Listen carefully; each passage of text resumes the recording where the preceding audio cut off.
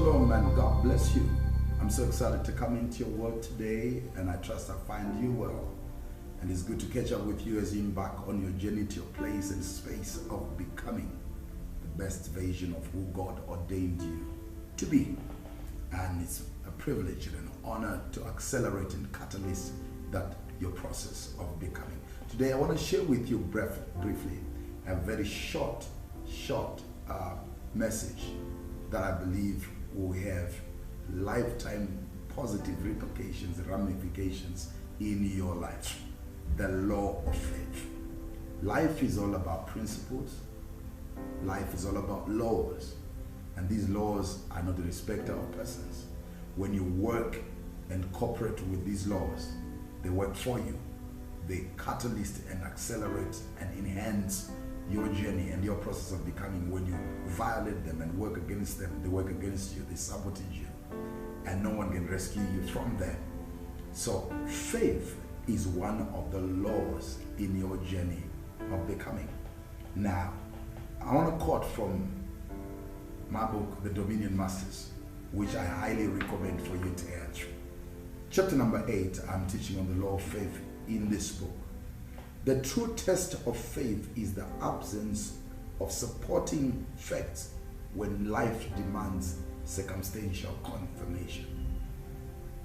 Yet, if you dare believe, the object of your faith will turn into fact, and your future promises will substitute your predicament. It's a faith journey. I want you to understand that at any point in your life, God will find a way of inserting a picture in your heart, one way or another, of coming attractions and the future you can possibly walk into. He will give you a promise. It's within the nature of God to always give his people promises as he walks with them. But what you need to understand is that there is no promised land that is not already occupied. I take this metaphor from God's journey and walk with the children of Israel. As he's giving them a promise, bring them out of Egypt, the land of captivity, he promises them a land which he surnames as the promised land. Now, you need to understand this.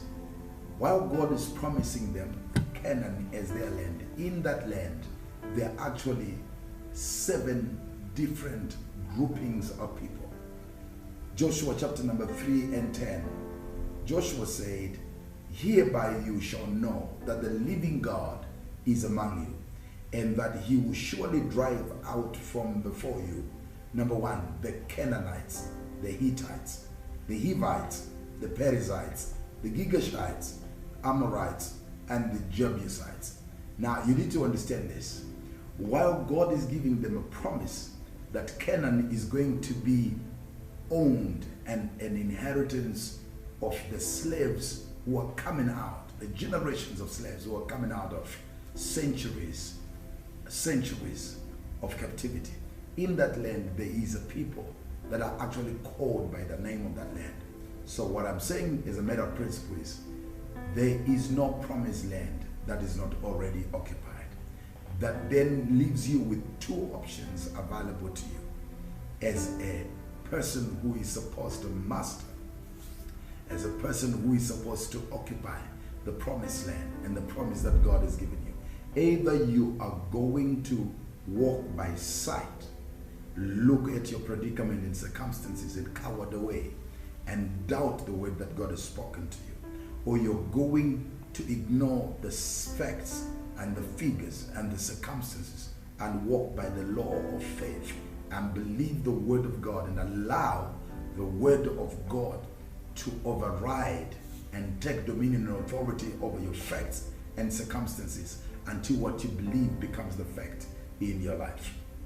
I want you to understand something. I want you to understand this, that when you dare believe God, your faith and that which you believe, your conviction will ultimately become the reality of the world that you live in. I want you to understand this clearly, that you have no option but to believe that which God has spoken over your life. So it's very, very critical for you to make a choice to believe the word of God. We do not walk by sight, but by faith. For faith still sees where eyes are blind. It is a way of blinding the believer to the intimidating evidence in the now and opening eyes to the beckoning promise. In other words, there is a dimension of faith that many know, which is the ability to see beyond the natural, which is the ability to see the invisible by the word that God has spoken to you and the promise that God has given you. But there is another deeper dimension to faith, which is the ability to be blind to intimidating circumstances and facts, giving you a basis, a reason, and a conviction to forge ahead and to move ahead irregardless of intimidating circumstances. For God has not given us the spirit of fear, but the spirit of power, love, and a sound mind. Rise up from where you are right now and step out into the promised land that God has in store for you. Wishing you all the best. I can't wait to see you and to see the next version of you right there in the promised land that God has promised you. Believe you me, it's possible, it's attainable, it's reachable. See you there.